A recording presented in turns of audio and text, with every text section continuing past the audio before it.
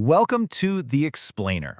Today, we are digging into a Chinese myth that is so intense, it's about a warrior whose will to fight was so powerful that not even being decapitated could stop him. And we're jumping right into the thick of it. I mean, just look at this impossible warrior. He has been totally defeated, beheaded, and yet he's still fighting, running on nothing but pure, raw defiance. So this image, it just makes you ask the obvious questions, right?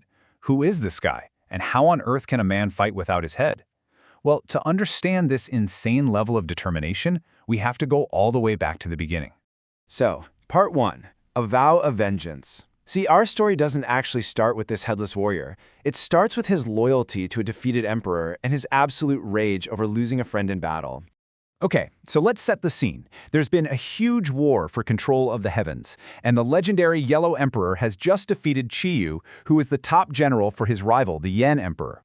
Now Qiyu's close friend, the giant warrior Xingtian, was just consumed by fury. He went to his own emperor, begging him, "We have to get revenge."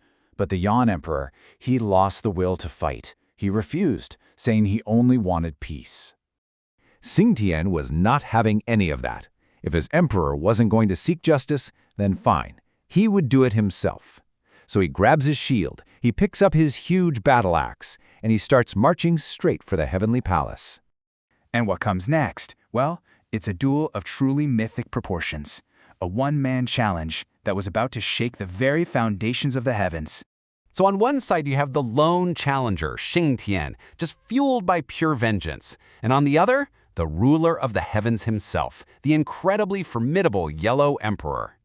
Xingtian was, an absolute force of nature. He just barrels his way through all the heavenly guards, cutting a path right to the emperor's throne room to throw down his challenge. The Yellow Emperor, he accepts the challenge, and their fight is so ferocious, so intense, it actually rages from the heavenly palace all the way down into the mortal world, finally crashing down on a place called Changyang Mountain. And this is where the story takes that legendary turn. This is where simple defeat becomes something else entirely.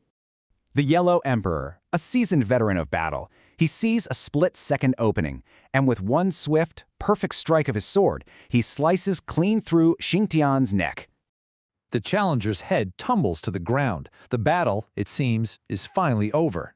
But it wasn't. Not even close. Headless, Xingtian's body starts to panic. It drops to the ground and just starts desperately searching, patting the earth, trying to find its own head, totally determined to get back in the fight. To make sure that could never happen, the Yellow Emperor raises his sword high and splits Changyang Mountain right in two, creating this deep chasm. Xingtian's head rolls right into the fissure, and then it seals shut, burying it for good. But Xingtian's his will was just too strong to be buried. In this unbelievable act of pure defiance, his body transforms. His nipples become these burning eyes, and his belly button becomes a roaring mouth. He was, in that moment, reborn. And this incredible, unconquerable spirit, it wouldn't just vanish on some forgotten battlefield. No, it was going to echo through the ages and inspire generations to come. Seeing the headless Xingtian rise again, still waving his axe and shield, the Yellow Emperor was filled with this crazy mix of terror and just awe. He basically just retreats to the heavens, leaving the Undying Warrior to his eternal fight. Centuries later, this incredible spirit was immortalized by the great poet Tao Yuanming. He managed to capture the entire myth in this one famous line. Xingtian dances with shield and axe, his fierce ambition forever remains. And that line has since become a symbol of unyielding will in Chinese culture. The poem specifically calls out his weapons, because they're really the core symbols of his struggle. Gan is the shield he used to defend himself, and Qi is the battle axe he wielded for his cause. Together, they represent that unending fight. Eventually, after raging against the heavens for who knows how long, Xingtian's physical body did fall. But even in this final defeat, he became a mountain himself, a permanent, unmoving monument to that unyielding spirit of his. So at the end of the day, the legend of Xingtian isn't just a cool story about a god. It's a symbol of that part of the human spirit that just refuses to be broken. And it leaves us with a question to chew on. When you're faced with what feels like total defeat, what part of you refuses to give up?